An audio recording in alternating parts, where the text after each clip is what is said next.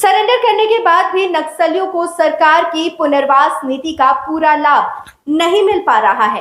कई पूर्व नक्सली सालों की सजा काट कर लौटे, लेकिन अब सरकारी दफ्तरों के चक्कर लगा रहे हैं, रोजगार और मदद की आस में। झारखंड में सरकार की नक्सली सरेंडर पॉलिसी से प्रभावित होकर सैकड़ों नक्सली आत्मसमर्पण कर रहे हैं। हथियार डालकर वो मुख्य धारा में लौटने की कोशिश कर रहे हैं, लेकिन सबके साथ एक जैसा व्यवहार नहीं हो रहा है। कई ऐसे भी नक्सली हैं जिन्होंने सरेंडर किया, जेल की सजा पूरी कर ली, फिर भी अब तक उन्हें सरकार की पुनर्वास योजनाओं का लाभ नहीं मिला है। ऐसा ही एक मामला है चतरा जिले के चरका कला गांव के कमलेश यादव का। उन्होंने नवंबर 2022 में चतरा एसपी के सामने सरेंडर किया था। कमलेश ने बताया कि गांव की जमीन के विवाद में जब पुलिस ने एक तरफा कार्रवाई की तो तंग आकर उन्होंने हथियार उठा लिया था।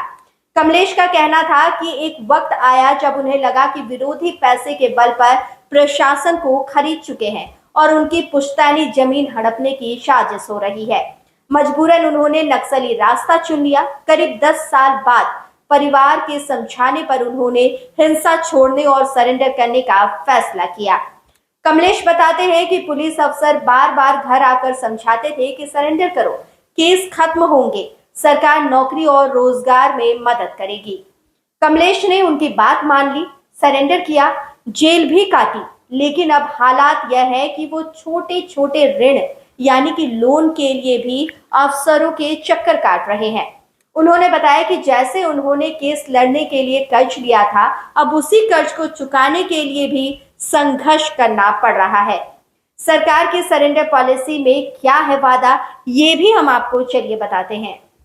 झारखंड सरकार ने जिन नक्सलियों को हथियार छोड़कर समाज की मुख्य धारा में लौटने की इच्छा हो, उनके लिए खास योजना बनाई है।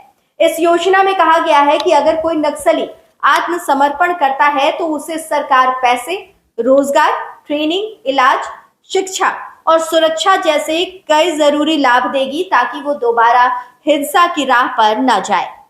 सरेंडर करने वाले नक्सलियों को उनके संगठन में पद के अनुसार 2 श्रेणियों में बांटा गया है।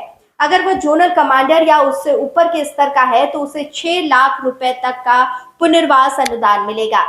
सरेंडर के तुरंत बाद 2 लाख दिए जाते हैं और फिर एक साल के अंतर पर 2 किस्तों में बाकी 4 लाख, बशर्ते है कि वो दोबारा किसी नक्सली गतिविधि में ना मिले।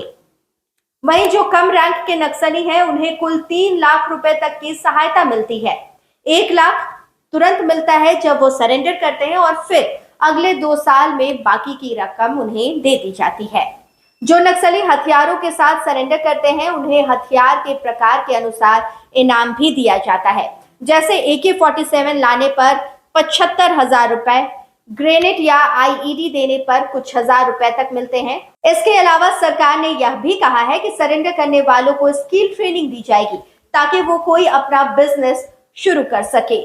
1 साल तक हर महीने 6,000 रुपए स्टाइपेंड मिलेगा और जरूरत हुई तो ट्रेनिंग की अवधि 1 साल और बढ़ाई जा सकती है। रहने के लिए जमीन और घर का भी वादा है।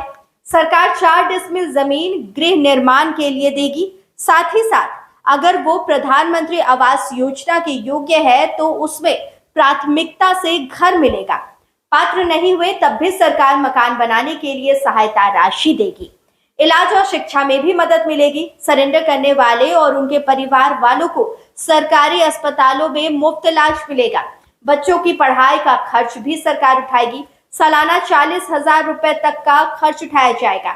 सरकार ने महिला नक्सलियों और उनकी बेटियों के विवाह में भी आर्थिक सहायता देने की घोषणा की है। अगर किसी सरेंडर किए हुए नक्सली के ऊपर इनाम घोषित है तो वो इनाम भी उसी को मिलेगा। अगर कोई सरेंडर करने के बाद मारा जाता है तो उसके परिवार को सरकारी मदद और योग्य आश्रित को नौकरी देने की बात भी नीति में शामिल है। सरकार रोजगार के लिए लोन दिलाने में मदद करेगी। 4 लाख रुपए तक का लोन दिलवाया जाएगा और उसके ब्याज का आधा हिस्सा अधिकतम 1 लाख तक सरकार भरेगी। योग्य सरेंडर किए गए नक्सलियों को पुलिस, होमगार्ड या स्पेशल पुलिस ऑफिसर की नौकरी तक में मौका देने का वादा है। इसके अलावा उनका 5 लाख रुपए तक का जीवन बीमा और परिवार के 5 सदस्यों के लिए 1 लाख रुपए तक का ग्रुप बीमा कराया जाएगा। अगर उनकी संपत्ति नक्सलियों द्वारा क्षतिग्रस्त की जाती है तो सरकार उसकी भरपाई भी करेगी। लेकिन सबसे अहम बात यह है कि अगर कोई नक्सली दोबारा किसी हिंसक या उग्रवादी गतिविधि में शामिल पाया गया तो चाहे सीधे तौर पर या परोक्ष रूप में, तो सरकार सारे लाभ वापस ले लेगी और यदि उसे नौकरी मिली है तो वह भी खत्म कर दी जाएगी। कानूनी मामलों में भी सरकार कहती है कि गंभीर अपराधों पर केस चलेंगे, लेकिन छोटे मोटे मामलों के लिए प्ली बार्गेनिंग यानी कि आपसी सहमति से केस खत्म करने का विकल्प रहेगा। सरेंडर करने वाले अगर चाहे तो उन्हें खुला जेल सह पुनर्वास केंद्र में भी रखा जा सकता है, जहां निगरानी के साथ बेहतर जीवन की सुविधा दी जाती है। जिला स्तर पर एक समिति बनाएगी जिसमें अफसर यह तय करेंगे कि किन पुराने केसों को वापस लिया जा सकता है ताकि सरेंडर नक्सलियों को कानूनी राहत मिल सके। सरेंडर नीति के बड़े बड़े वादों के बीच कमलेश जैसे नक्सली आज भी सिस्टम से लड़ रहे हैं। बंदूक छोड़ने के बाद अब सरकारी गारंटी के लिए संघर्ष कर रहे हैं। लाइव लगातार के वीडियो को लाइक करें, सब्सक्राइब करें और बेल आइकन को दबाना न भूलें।